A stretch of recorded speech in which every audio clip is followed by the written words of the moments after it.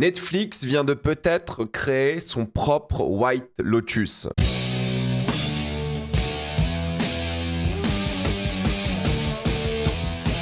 Acharné, saison 2. Comme d'habitude, jusqu'à la minute indiquée dans le titre de la vidéo, il n'y aura pas de spoilers, restez tranquille, après on va tout spoiler. Acharné, saison 2 raconte l'histoire de deux couples. Un qui vient de débuter un peu son histoire d'amour, tout se passe bien, ils sont optimistes. Et l'autre un peu plus expérimenté, cynique et imparfait. Et leur monde va s'entrechoquer lorsque le couple le plus jeune va assister à l'engueulade assez brutale du couple plus âgé et va tout filmé. Le monde entier, moi y compris, avait adoré la première saison d'Acharné, Beef en version originale. C'est une série qui avait bien marqué par son approche unique entre romance, colère, introspection existentielle. La mini-série fut rapidement renouvelée, mais en anthologie, c'est-à-dire que les acteurs de la première saison ne sont pas du tout présents ici. Il y a moins d'épisodes, aussi on est passé de 10 à 8 épisodes de 45 minutes, et la saison 2 ne reprend donc pas les mêmes personnages, et on rajoute des nouveaux avec des acteurs extrêmement connus, Oscar Isaac, Carey Mulligan, Charles Melton et Kelly Spenny qui sont un petit peu les nouveaux, le jeune couple romantique.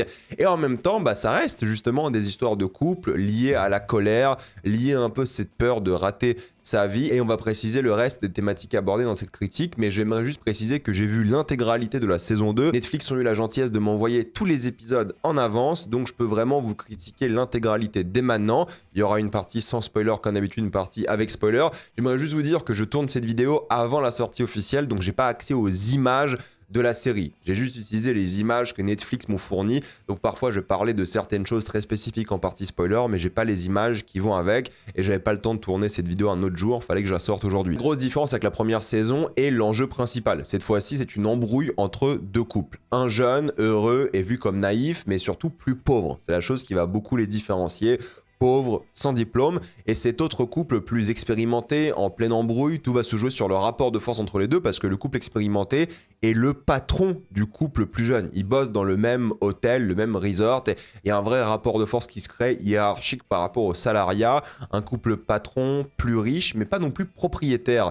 Il reste des salariés encore plus gros que le jeune couple, mais des salariés quand même. Et c'est là qu'intervient l'aspect coréen, parce que beaucoup de personnes avaient peur que l'aspect coréen soit complètement dilué. Je veux dire, oui, le créateur, showrunner, qui est aussi réalisateur de la majorité des épisodes, est américain-coréen, et la première saison était vraiment sur la culture coréenne. Et là, beaucoup de gens se sont dit, c'est bizarre qu'on ait pris la culture coréenne et qu'on ait complètement, alors pas complètement, mais qu'on ait un peu whitewashé tout ça. Mais non, l'aspect culture coréenne est bel et bien présent. Ce sont les propriétaires, au fait, du resort. On peut trouver ça bizarre au début, mais c'est vrai que la manière de l'intégrer à la culture coréenne est vue de manière encore plus cynique, encore plus pessimiste, mais aussi en lien avec les États-Unis. Et je trouve que c'est assez intéressant parce qu'ils ont gardé cette culture, mais différemment, au lieu de raconter un peu la même histoire sur la spiritualité, sur les origines coréennes et tout. Là, c'est une approche complètement différente que j'aime bien parce que c'est eux qui ont le pouvoir dans cette saison.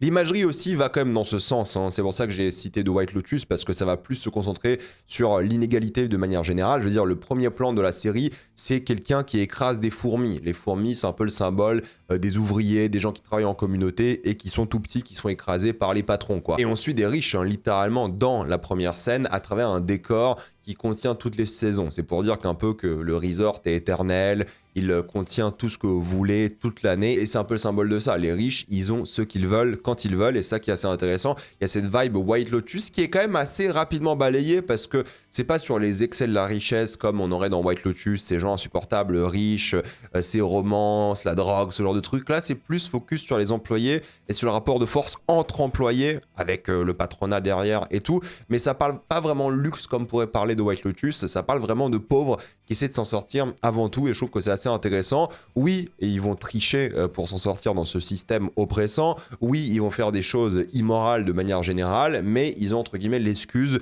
du monde qui les écrase tout simplement. Et pour nous, spectateurs, c'est vrai que c'est quand même assez divertissant, quoi. Voir des personnes pauvres sans diplôme essayer de s'en sortir, et même des personnes un peu plus qualifiées essayer de s'en sortir, voir que c'est un peu la même merde, mais que quand même ils sont plus forts dans la hiérarchie que les autres, ça crée un truc très divertissant, et ça parle justement de ce système qui casse aussi les couples. Et justement, ils font ce lien entre patronat, couple, et comment on fait des parallèles sur le rapport de force de manière générale. Et oui, il y a donc deux couples différents, celui qui vient de débuter, les étoiles dans les yeux, et l'autre qui s'engueule certes tout le temps, mais qui a moins de lacunes peut-être, et plus d'expérience, et ils ont passé cette phase de lune de miel, on va dire. Et c'est justement ça le but de la série, je sais que je me répète un petit peu, mais sur comment le couple évolue, change, mûrit, survit ou pas d'ailleurs, et c'est comment on fait justement pour avoir un couple sain ou pas, ou comment on fait pour vivre dans un couple qui est un peu toxique. Et ça qui va être intéressant, c'est mettre deux couples en parallèle dans ce système et dans ce monde un peu capitaliste, et ça qui va vraiment bien marcher, je trouve. Les acteurs vont constamment être dans l'excès, hein. Si vous attendiez à une série subtile, un peu plus posée et tout, non. C'est vraiment des gens qui gueulent la grande majorité du temps, ils en font des caisses constamment, mais moi je trouve que ça marche.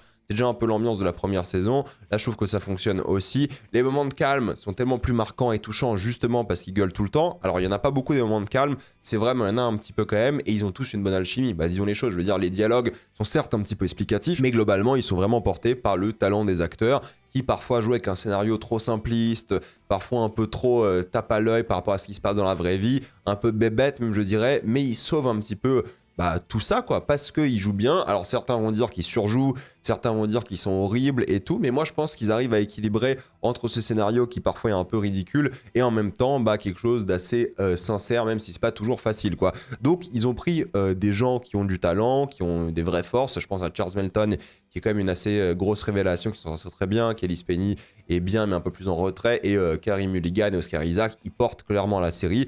Donc j'ai hâte aussi de voir une potentielle saison 3 avec un autre casting pour voir ce qu'ils vont faire jouer à des gens. Parce qu'il y a un côté très catharsis qui se ressent aussi chez les acteurs qui peuvent s'amuser et en faire des caisses. Et tu sais pas si tu dois vraiment les détester, tu sais pas si tu dois avoir de l'empathie pour eux. Il y a un bon équilibre et je parlerai en détail de ça dans la partie spoiler.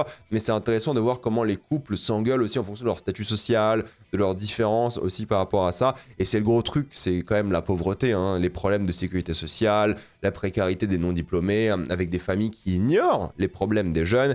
Kelly Penny, elle se fait insulter de Gen Z constamment, mais tout ça est aussi lié à la maternité. C'est même assez important comme argument, comme l'argent aussi, et à quel point l'argent, ça t'empêche d'avoir accès à des choses qui sont primaires et vitales, et je trouve que c'est intéressant de montrer cet aspect-là. Il y a aussi tout un parallèle qui est fait sur le sexe de manière générale, entre deux versions du couple par rapport au sexe, comment on évalue le sexe en 2026 avec des trucs comme OnlyFans, les hommes désintéressés ou pas assez actifs dans le sexe, les femmes sans sexe de manière générale, et comment en fait la société de manière générale a impacté notre apport au sexe et à l'amour. Et je trouve que c'est assez bien fait de ce point de vue-là, parce que ça rend les gens parano, ils pensent qu'ils sont infidèles. Et c'est un peu le sujet de la série aussi, hein. Tout tourne autour de l'infidélité. Est-ce qu'ils vont le faire, pas le faire? Ça devient limite un thriller de ce point de vue-là, avec beaucoup de séquences de rêves, de fantasmes et ce genre de choses, et même des caméos rigolos qui vont aller dans ce sens-là. Bon, c'est des petites séquences, ce genre de trucs, mais des acteurs assez connus ou des gens un peu random qui sont pas forcément des acteurs qui apparaissent, parce que ça reste un resort justement où des gens riches viennent. Et je trouve que le changement de ton, il est vraiment intéressant de ce point de vue-là, et il fonctionne clairement pour la série parce que ça va aller dans plein de genres différents tout le long. Tu sais pas ce que tu regardes pendant les 8 épisodes. Alors c'est quoi? C'est 6 heures de contenu, un peu moins, mais justement ça tient en haleine et ça joue pas mal sur la mise en scène. Alors oui, c'est beaucoup de caméra épaule pour l'immersion, c'est beaucoup de plans sur les décors pour montrer le matériel plus que l'humain, c'est beaucoup de plans de séparation classique de couple comme vous voyez ici, mais aussi d'union à certains moments. Le classique, c'est la poutre, hein. Encore une fois, la poutre ou un mur, ce genre de choses. Donc la composition du cadre est quand même assez travaillée. Je trouve que la photo est aussi léchée aussi. Il y a un travail sur les couleurs. Voilà, là vous voyez bien le bleu et le orange. C'est un symbolisme assez clair et net dans l'œuvre quand vous regardez. Donc ça joue beaucoup sur ça. Ils n'ont pas fait de cette série à l'arrache, quoi. Il y a un travail sur l'immersion, il y a un travail sur le contraste, il y a un travail de mise en scène aussi. Ils tentent des trucs de manière générale. Il y a un travail sur comment montrer les couleurs, il y a beaucoup de symbolisme dans l'œuvre sur plein d'objets, plein de moments et tout plein de parallèles qui sont dressés entre différents couples, parce qu'il y a deux couples, mais il y en a plusieurs en réalité qui sont moins présents, parce que les principaux, c'est leur histoire, mais il y en a d'autres et tout, et ils commencent à regarder les autres couples, comment ils vivent, ils commencent à se poser des questions sur leur couple à eux, donc de ce point de vue-là, je trouve que c'est vraiment assez intéressant, et ça j'aime bien. Maintenant, bon, est-ce que c'est incroyable en termes de mise en scène? Je trouve pas, mais au moins il y a des idées, quoi. Ils tentent des choses, le showrunner est réalisateur de beaucoup d'épisodes, tu vois que c'est sa série avant tout, et tu vois qu'il voulait, je pense, la faire de manière assez qualitative, et il y a des choses que j'aime un peu moins, comme les SMS qu'on voit constamment à l'écran. Moi je trouve que c'est un procédé un petit peu nul de juste montrer du texte comme ça. Après on pourrait dire que ça parle de notre manière de communiquer avec les gens, de parler de manière générale, à quel point ça nous impacte de juste parler par message et non pas de parler en vrai. Oui, on pourrait débattre sur ce genre de choses, pourquoi pas en réalité, mais moi je trouve qu'en termes de procédé narratif, de mise en scène, c'est un peu éculé, ça marche pas très très bien et c'est pas très intéressant. J'ai aussi beaucoup de mal avec certains choix de musique très mainstream, assez lambda et sans impact. C'est très millénial comme choix de musique et c'est aussi très pop culture. Je veux dire, c'est peu impactant, c'est des choix qui sont tellement évident. Ils ont pris les choix les plus connus, t'as l'impression à chaque fois, et c'est un peu dommage. J'aurais aimé chercher un peu plus d'originalité, des trucs un peu plus niche dans ce genre de série. Mais non, en fait, tout est très tape à l'œil. C'est une version plus blockbuster de la première saison, avec des moments chocs à la Netflix. C'est l'excès total. Après, oui, ça parle encore, oui, de communauté asiatique, de racisme, beaucoup, énormément. Il y a une voisine, par exemple, qui ne saura pas de quelle ethnie sont les gens qu'elle va croiser et sera quand même raciste. Donc c'est même pas une bonne raciste, ce qui est assez rigolo. Donc il y a des petits moments comme ça qui sont bien traités, mais ça traite d'énormément de sujets, quoi. Avec tellement de choses constamment que ça fait peut-être aussi beaucoup trop. Ça en devient ridicule, c'est entre la satire et la parodie, quoi. Vraiment, c'est à la limite d'être ridicule de A à Z. Il y a des gens qui vont trouver ça ridicule de A à Z. Et ça sera aussi, j'imagine, le problème de rythme de beaucoup de personnes qui vont dire que ça va dans tous les sens, que c'est le bordel. Ouais, ça va un peu dans tous les sens, c'est un peu le bordel. Le changement de ton, il est incessant pour le coup. Ça exagère tout, mais quand je dis tout, tout. Contrairement à la première saison où il y avait des excès, d'accord, mais ça restait assez personnel. Là, c'est plus du point de vue de la société et clairement moins existentiel. Ça va pas plaire à tout le monde, c'est clair, mais j'avoue que à moi, ça me plaît. Donc, même si les thématiques sont pas subtiles, même si c'est clairement moins fascinant, c'est en dessous de la première saison et c'est assez différent aussi. Bah, j'ai envie d'avoir une suite, quoi. J'ai envie de voir d'autres acteurs, d'autres histoires dans ce registre. J'ai envie de voir cette catharsis se porter sur les acteurs, sur le créateur, dans le projet de manière générale. C'est un peu comme un exutoire, un peu débile, mais qui fonctionne. Après, c'est pas pour tout le monde, encore une fois, parce que justement, les gens vont en avoir marre de ce genre de série qui abuse de tous les points de vue. Mais moi, encore une fois, ça me plaît, quoi. C'est ce que j'aime bien. Après, ça dépend comment c'est fait, hein, mais là, je trouve que c'est assez bien fait. Il y a suffisamment d'idées et je trouve que ça donne quelque chose de vraiment divertissant. Maintenant, la vérité est que oui, ça va diviser. Je pense que ça va pas plaire à tout le monde, mais je pense aussi que ça va cartonner. Là où la première saison était peut-être un peu plus niche et elle avait bien pris au fur et à mesure, là je pense que les gens vont tenter, vont se reconnaître. Il y a un côté un peu universel au couple de manière générale et je trouve que c'est pas mal de ce point de vue-là. Mais oui, le seul truc que j'adore de manière générale, c'est quand même l'idée d'avoir raté sa vie, quoi. C'est peut-être le centre de cette saison 2, mais c'est pas assez développé. C'est un peu dommage, quoi. Ils ont vraiment tout ce dialogue sur le fait d'avoir choisi la mauvaise personne, d'avoir perdu du temps, d'avoir vraiment mis toutes ses envies, toutes ses motivations, toutes ses passions, tout son avenir avec la même personne et que ça ne matche pas. Au final, du coup, ils s'accrochent alors qu'ils auraient dû se quitter depuis des années et des années, par exemple. Il y a des moments plus doux par rapport à ça. Il n'y en a pas beaucoup, hein, mais il y a des moments plus doux par rapport à ça et j'aurais aimé qu'il y en ait un peu plus. C'est un peu dommage et ça manque de sincérité à certains moments. Je pense que la série aurait gagné à être plus belle entre les personnages, plus posée comme était la saison 1 à certains moments. Donc ça manque de ces moments-là et je pense que la saison 2 sera beaucoup moins mémorable que la saison 1, mais ça reste divertissant, ça reste bien et juste pour ça, même s'il y a un focus plus action que j'aime moins, plus comédie, plus bordel que j'aime moins aussi, je trouve que ça vaut quand même le coup. Donc pour conclure, c'est vraiment pas mal, c'était très divertissant. Alors oui, ça peut plaire à tout le monde, mais moi j'ai bien aimé. C'était un peu dans l'excès comme j'aime bien, c'était un peu satirique, et oui, au moins les acteurs se donnent à fond, ils en font des caisses aussi, mais j'aime bien ce genre de choses.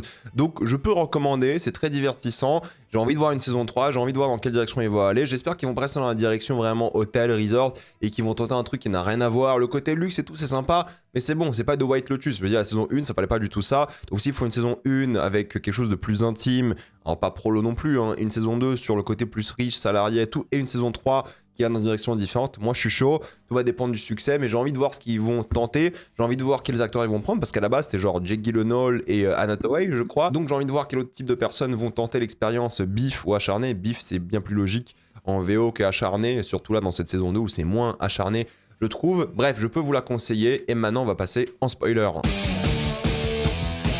Déjà, je suis très content du rôle de Charles Melton parce que je l'avais adoré dans May December et je suis content qu'il ait une carrière depuis et qu'il joue dans plein de films, même s'il mériterait de jouer dans encore plus de trucs. Et son personnage au début me semblait un peu parfait, comme à beaucoup de spectateurs j'imagine. Il pleure quand une abeille meurt et tout, mais c'est très mal performatif, quoi. Il aime sa copine, il est prêt à faire tout pour elle, mais il veut la tromper quand même, quoi. Donc ça, c'est assez rigolo de ce point de vue-là. Mais c'est justement intéressant parce que la tromperie, elle n'est pas juste liée à une attirance sexuelle, une attirance physique ou romantique, elle est aussi liée à son héritage culturel. Il se sent bien plus proche, clairement, d'une femme qui est coréenne aussi, alors qu'ils ont mais rien à voir, quoi. Ils matchent pas du tout, la meuf, elle est pas du tout réceptive à ce mec-là, mais c'est justement ça, c'est l'attirance, c'est une culture qu'il connaît pas vraiment très bien, il parle pas la langue, donc c'est assez particulier, et c'est un truc que je pense beaucoup d'enfants d'immigrés comprennent aussi, c'est une attirance, c'est un truc qui nous appartient mais pas trop à la fois, on est dans ce monde-là mais pas trop, et je trouve que c'est assez intéressant, et c'est un peu l'histoire des États-Unis aussi de ce point de vue-là. Et puis même si lui développe une attirance sexuelle, c'est pas du tout réciproque, et ça crée un truc qui est grotesque, genre le mec il est à fond sur une meuf qu'il aime pas du tout, et en plus de ça, il se rend pas compte de la copine qui est là, qu'il aime, qui veut faire sa vie avec, ils sont fiancés, la vie est belle et tout. Non, le mec, il s'obstine parce qu'il y a cette attirance culturelle aussi qui est un fantasme, mais qui existe et qui est vrai, et il se sent connecté. Et ça, c'est pas rien en réalité, parce qu'il n'est pas connecté à cette femme, il est connecté à son monde à lui, à un monde auquel il n'est pas réellement connecté, et ça serait peut-être une sorte de porte d'entrée pour lui aussi. Donc ça, j'aime bien, je trouve que c'est une bonne idée. Et ils ont tous un peu des fantasmes par rapport à leur héritage un petit peu, mais surtout par rapport à la réussite. Ils veulent réussir. Lui, il ment sur son expérience professionnelle, sur son diplôme. Il fait constamment référence à ce trophée qui a l'air un peu nul, qu'il a gagné il y a des années et des années. Puis il est pas très malin non plus aussi, quoi. Il est un peu bébête en réalité. Et il n'y a pas grand monde d'intelligent dans ce couple, premièrement, mais dans la série de manière générale, hein, mis à part peut-être certains Coréens et encore. Mais ça crée un peu d'empathie envers eux, parce que c'est le système qui les a rendus comme ça. C'est eux qui souffrent d'un monde qui ne veut juste pas d'eux, quoi. Je trouve que c'est assez intéressant, c'est assez touchant, et je trouve que ça marche bien. Et même si à la fin, il veut quand même la tromper, c'est stupide, ça finit quand même bien pour eux, quoi. Même si tu vois que c'est Kelly Spenny, son personnage, qui domine la relation à la fin, il a appris de ses erreurs, il a fait le bon choix en voulant se sacrifier aussi, mais jusqu'au dernier moment, t'as l'impression qu'il va, oui, limite, tout plaquer pour une meuf qui veut pas lui et qui va se prendre le plus gros karma de tous les temps, voire même mourir, quoi. Mais il fait quand même le bon choix à la fin, il y a un truc qui se développe, il fait un choix intelligent, donc je trouve que même s'ils sont un peu bébêtes, ils font un peu des choix de merde, ils se retrouvent à la fin et le rapport de force entre les deux change aussi. Là où tu la voyais, elle, qui était plus in love de lui, qui était plus prête à faire des sacrifices, c'est l'inverse qui se passe à la fin, et je trouve que c'est assez intéressant. Et Kelly Spenny, ce personnage, il est, bah oui, assez compliqué à suivre à certains moments, parce que oui, elle est pas diplômée, ok, ça c'est pas grave, mais elle est un peu nulle dans son taf, genre elle veut faire bien, mais elle fait très très mal son taf. Elle vient d'une famille de classe moyenne qui ne l'aide pas, pour le coup, c'est assez particulier, genre sa famille s'en fout d'elle complètement, alors qu'ils ont l'air d'avoir de l'argent et que ça se passe bien pour eux, mais ils s'en foutent de A à Z d'elle. Du coup tu sens qu'il y a un décalage entre elle et sa famille, il s'est sûrement passé quelque chose. Elle doit faire du chantage pour avoir une situation qui est adéquate pour vivre, littéralement, et encore, la sécu qui est là n'est pas suffisante, quoi. Elle est faible, mais elle était contente, elle allait gagner un salaire de 40 000 par an, ce qui est pas beaucoup aux États-Unis, elle allait avoir une sécu, mais c'est tellement nul qu'elle doit quand même payer des milliers de dollars pour s'en sortir. Donc même avec la sécu et le chantage, elle vit un peu mieux, mais c'est pas assez pour vivre dignement, pour avoir des enfants et pour aimer sa vie, quoi. Donc elle est obligée de changer encore une fois le rapport de force, elle veut se venger face à ses patrons, pendant que la vraie patronne n'a aucune conséquence, hein. Chairwoman Park, elle ne subit rien en réalité. C'est les salariés qui se battent entre eux, c'est ça le message aussi de la série. Pendant que les propriétaires, là, au sommet, ils se la coulent douce et ils se font plaisir et ils dominent les autres, bah les salariés ils s'embrouillent entre eux, quoi. Donc même s'il n'est pas très maligne non plus, tu ressens une vraie empathie pour elle parce qu'elle veut faire bien. Son arc santé est très intéressant parce qu'en fait elle perd la capacité à se reproduire, chose à laquelle elle tient énormément parce qu'elle veut des enfants, et ça critique le système américain qui ne croit pas que les femmes et les pauvres méritent d'avoir des enfants, méritent d'avoir une sécurité sociale et de vivre dignement. Ça, c'est une grosse critique qui revient souvent, au point que pour être soigné à l'hôpital, il faut trouver quelqu'un d'asiatique, et les deux sont asiatiques, du coup il y a une entraide évidente, mais il ne faut pas finir dans ça en théorie. Il faudrait que le système fonctionne pour tout le monde de manière égale. Mais malheureusement, c'est pas la vérité. C'est un système qui déteste la santé des gens de manière générale, qui déteste les enfants, et c'est un peu difficile parce qu'il y a un prix à cette procédure, la Sécu ne prend pas en compte, et c'est cette critique sociale qui est mise en avant, quoi. Le seul moyen de réparer sa situation et de peut-être avoir des enfants, c'est un médecin extrêmement cher, qui est là possible uniquement par des connexions avec d'autres personnes extrêmement riches et tout. Comment est-ce qu'elle va payer ça? Est-ce que c'est quelqu'un qui va payer pour elle? Bref, c'est un bordel pas possible. Et le pire dans cette histoire, c'est qu'elle souffre de ce salariat, de cette position horrible dans ce système. Mais en même temps, lorsqu'elle peut s'embourgeoiser dans l'avion, elle n'hésite pas. En 2 secondes, elle devient exactement ce qu'elle critique, quoi. Elle demande le Wi-Fi. Elle se plaint qu'elle n'ait pas de Wi-Fi, comme c'est assez lunaire. Le cocktail, la nourriture. En fait, elle teste tout parce qu'elle goûte pour la première fois au luxe. Elle goûte pour la première fois au goût de quelque chose de beau. Bah, ça la pervertit automatiquement, quoi. C'est limite instantané. Et bah oui, ça la rend clairement détestable, quoi. C'est le cycle du capitalisme. On y goûte, on devient accro. Et en même temps, après, on devient ce qu'on critiquait et les gens qui nous oppressaient. Et on oppresse nous aussi, quoi. Et c'est ce qu'elle fait. Et c'est ça que j'aime bien aussi dans la série. Après, leur fin entre les deux, bah, elle est assez douce amère, quoi. Ils deviennent l'autre couple en réalité. Le couple qu'ils ont vu tout le long de la série, avec lequel ils ont fait ce chantage, bah ils deviennent un peu ce couple. Ils brisent aussi un petit peu le cycle, ils ont l'air plus heureux, mais c'est un peu une fin douce amère de manière générale, hein. Peut-être l'enfant est symbole d'espoir, mais il y a un rapport de force qui est différent, c'est plutôt elle qui domine, et encore une fois, il y a un truc un peu cathartique. Et de manière générale, l'intrigue coréenne est assez intéressante parce que c'est 2 acteurs assez iconiques, hein. Yoon Yoo-young en Chairwoman Park, un personnage qui tient un peu les ficelles, qui domine tout par sa position, manigance politique, criminel, il parle de fausse démocratie en Corée, ce qui est le cas, mais faut pas le dire apparemment. qui représente les vices de la société coréenne avec corruption, capitalisme outrancier,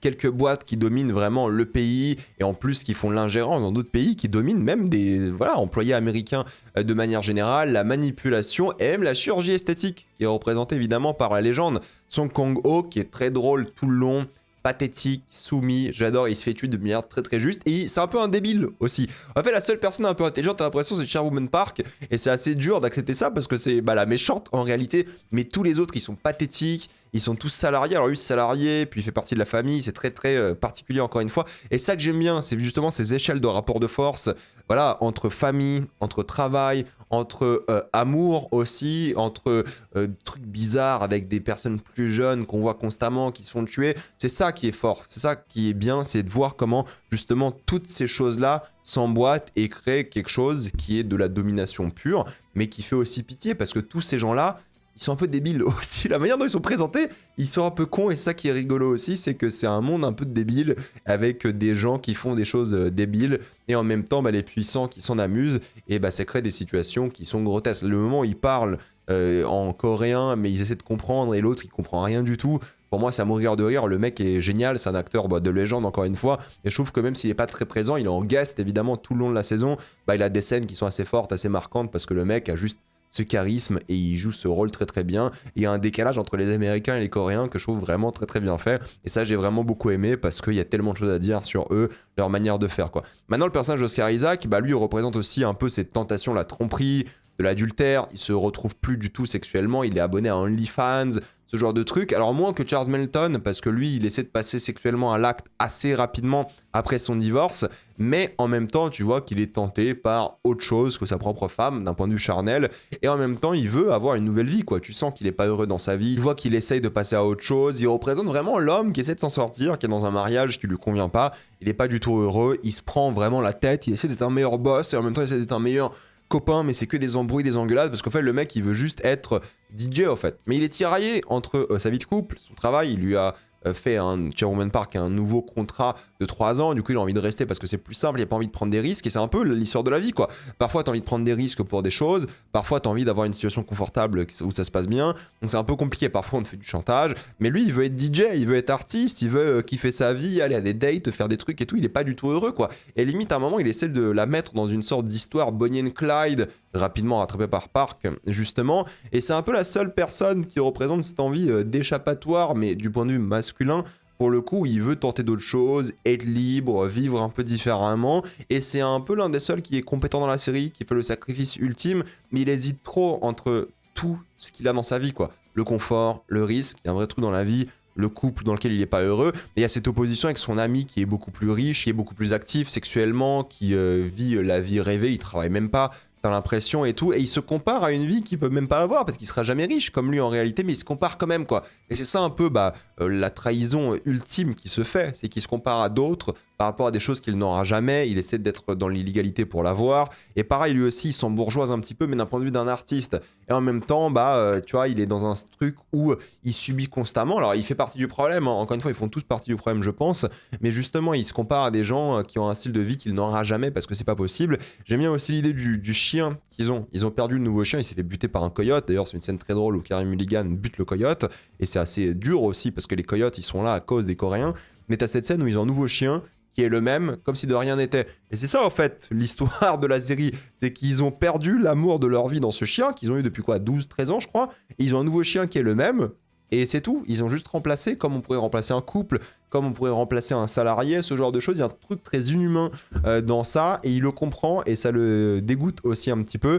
Après, il voulait faire des magouilles et tout, mais bon, ça ne marche pas. En tout cas, au moins, dans le couple, il y a quelqu'un d'un peu plus sensé, qui réalise que ça se passe pas bien, mais qui est quand même coincé aussi. C'est le personnage de Carey Mulligan, qui, oui, elle, est dans ce monde capitaliste aussi, qui doit buter des coyotes à cause de sa patronne, qui demande le divorce de manière logique et nécessaire parce qu'elle est malheureuse en réalité. C'est que des embrouilles, ça se passe mal, mais elle aussi, elle fut tentée par la tromperie, parce que son homme couche pas avec elle, tout simplement, mais elle comprend que la tromperie, c'est littéralement juste un moyen de l'avoir pour de la chirurgie esthétique, ce genre de choses, et elle est tentée par ça aussi, la chirurgie esthétique, parce que les femmes, à partir d'un certain âge, la quarantaine, elles sont plus belles, apparemment, il faut qu'elles fassent de la chirurgie pour qu'elles soient acceptées dans la société, ce genre de choses, donc il y a un truc en elle où elle est vraiment insécure, elle veut avoir quelque chose de plus solide en termes de relations, quelqu'un qui la soutient, en même temps tenter plus de choses, être plus heureuse et tout, donc c'est hyper compliqué aussi ce qu'elle vit, et en même temps, bah c'est aussi elle qui participe, sans qu'elle le veuille, au fait qu'un homme se fasse tuer indirectement par Chairwoman Park,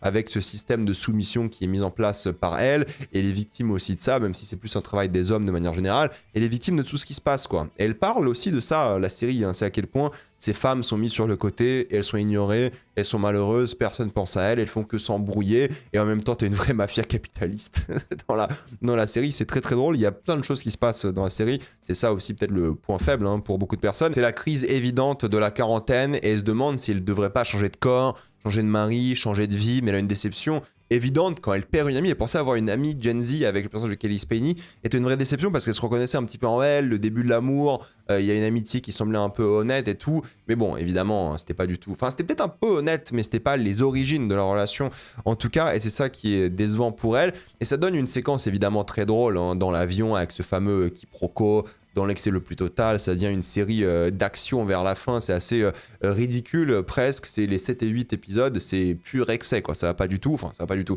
moi je trouve qu'ils en font des caisses, mais au moins il y a quelques moments où il y a un peu de choses honnêtes quoi. Alors oui, les hommes sont majoritairement punis, mais ça passe d'une série de couples à une série de gangsters, et des gens ne vont pas aimer ça, mais il y a une idée sur le travail d'équipe, qui aurait le couple en fait, le travail d'équipe c'est vraiment être ensemble, c'est se sacrifier l'un pour l'autre, et c'est ça l'histoire d'un couple, et c'est ce qui se passe hein, dans la série, hein, c'est le sacrifice avant tout, les hommes, les deux se sacrifient, mais ils se sacrifient parce que c'est ce qu'ils auraient dû faire depuis le début, quoi. C'est pas en mode un acte héroïque incroyable, ils auraient dû faire ça depuis le début, ils ont des remords légitimes, et ils essaient d'avoir leur petite rédemption, quoi. Et ça permet d'avoir un baiser hollywoodien assez mignon par rapport à ça à la fin, et des séquences où, au fait, les gens, vers la fin, ils passent à autre chose, ils sont tous dans une meilleure situation. Alors oui, encore une fois, c'est un petit peu doux amer, mais tu ressens l'affection pour elle qui a trouvé un nouveau mari, elle a un enfant, elle est heureuse et ça se passe bien. Lui qui a fait de la prison et qui n'a pas forcément envie de revoir son ex et qui veut passer à autre chose et qui accepte ce qu'il a fait, il est limite heureux. L'autre couple, voilà, littéralement, ils sont dans une situation salariale plus confortable, mais ils restent dominés